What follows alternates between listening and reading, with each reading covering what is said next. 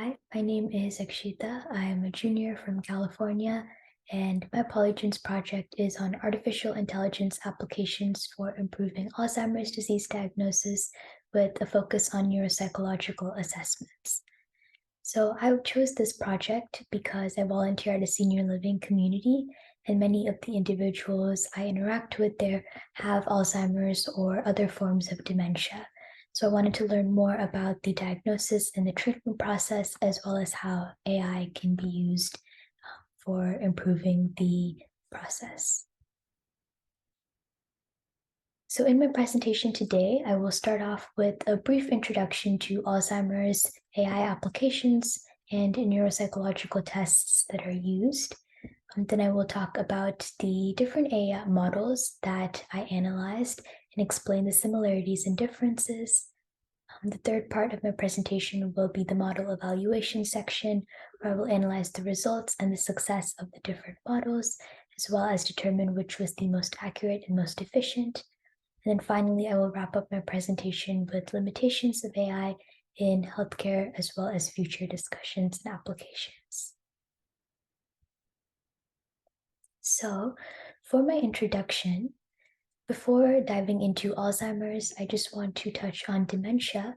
So dementia is a declining memory disorder affecting personality, language, memory, and social skills. According to the World Health Organization, 55 million people are affected worldwide, and 10 million are diagnosed each year. Alzheimer's is the most common subtype of dementia, with symptoms such as memory loss, decline in bodily functions, changes in personality and behavior, and speech and language impairments.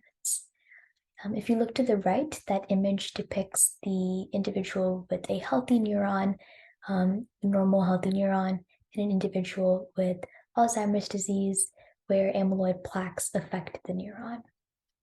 Unfortunately, Alzheimer's disease is irreversible and there is no official cure as of today. So the best thing that physicians can do for individuals with Alzheimer's is to diagnose the disease early and then provide comfort during the stages of cognitive decline. So how can AI help? Popular uses of AI for Alzheimer's diagnosis and treatment, or just healthcare in general, include MRI scans, genetic and cognitive tests, lab-based analysis, and neuropsychological assessments. AI can identify abnormal data collected from neuropsychological assessments, and this data can be used to train machine learning models to improve accuracy and efficiency. Machine learning models can then be used to identify which patients may have or be at risk for developing Alzheimer's disease. So here are the three most common neuropsychological assessments that are used for Alzheimer's diagnosis. There are many more neuropsychological assessments that can be conducted, but these are the three most common ones, and they're the three that are most commonly used in the models that I analyzed as well. So first we have the mini mental state examination. It tests 5 different cognitive functions of orientation, registration, attention and calculation, recall, and language.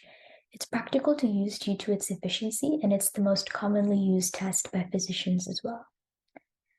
The Blessed Orientation Mental Concentration Test, or the BOMC, tests memory and concentration and is used to identify cognitive disability or head trauma. And then finally, we have the Montreal Cognitive Assessment, or MoCA, which is used to determine mild cognitive dysfunction. It tests very similar functions to the mini mental state examination, with attention and concentration, executive functions, memory, language, conceptual thinking, calculations, and orientation. All right, so now going into my model construction section. Instead of having large blocks of text explaining each of the models, I opted to combine everything into a table to accurately depict the similarities and differences between each model. So I have 10 models here. These are the first 5. In terms of neuropsych tests, many of the models used very similar tests, all testing similar cognitive functions such as attention, memory, frontal executive function, and visuospatial function. We can see that the MMSE was a very common test that was used, as well as a auditory and verbal learning test, the clock test, which is a very popular one to use as well, as well as the depression inventory and speech and language observation. So it's a very comprehensive view of the diagnosis of Alzheimer's.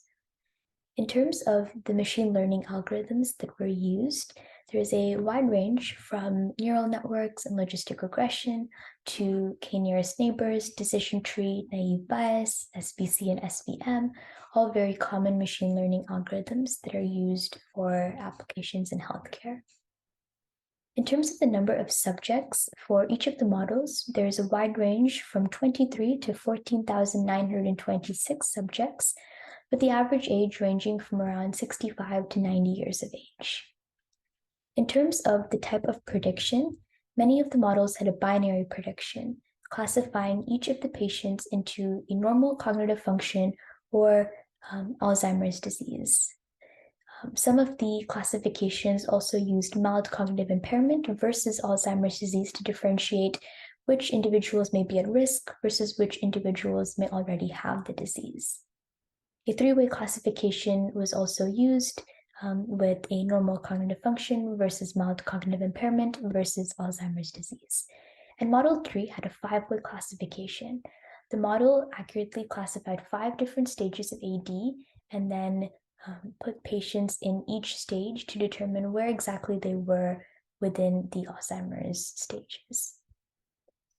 In terms of country of origin, we have China, South Korea, and Germany. Model 3 and Model 5 are classified as worldwide because their data was collected from the ADNI database, which is a worldwide database with data from patients all around the world.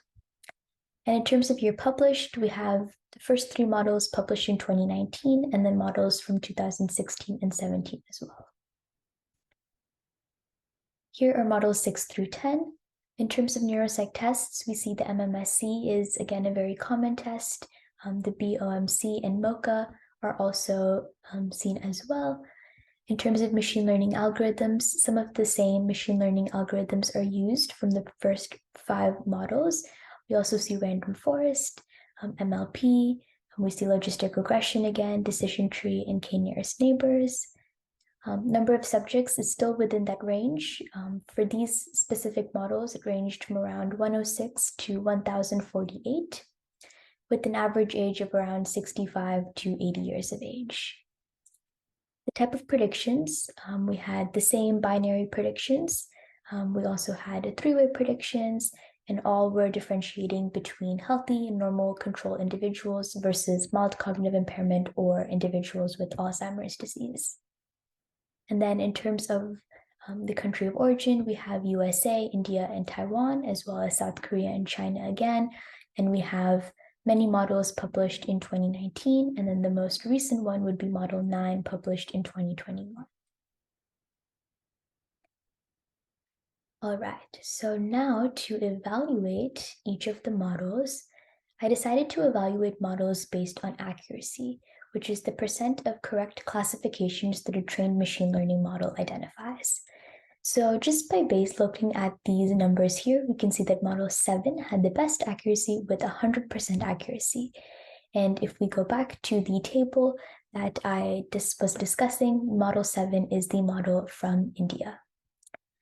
We can also see that Model 2 is close behind with 97.6% accuracy from South Korea.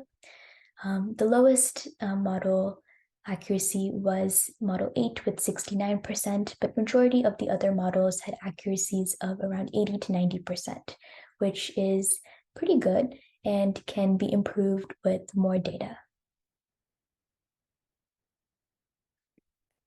All right, and finally, a little quick discussion section talking about some limitations and future applications. So in terms of language of origin, for models that are constructed in countries where English is not the primary language, which were many of the models that I discussed, neuropsych tests should be conducted in the native language. Oftentimes, there can be disparities with testing where someone whose first language is not English may struggle more with the tests than in someone whose first language is English. So neuropsych tests should always be conducted in the native language or the first language that the participant grew up with. Machine learning models also have limitations compared to traditional clinical practices due to lack of data or unusual findings. Some other more generalized limitations of AI in healthcare include discriminatory bias, population generalization, and errors in algorithms. These can and will likely be improved as AI is worked with more and is continued to use more in healthcare. Best possible solution as of now would be to combine AI's quick computational abilities with clinicians' empathy, human observation skills to produce the best results. And that is my presentation on AI applications for Alzheimer's disease. Thank you so much for listening.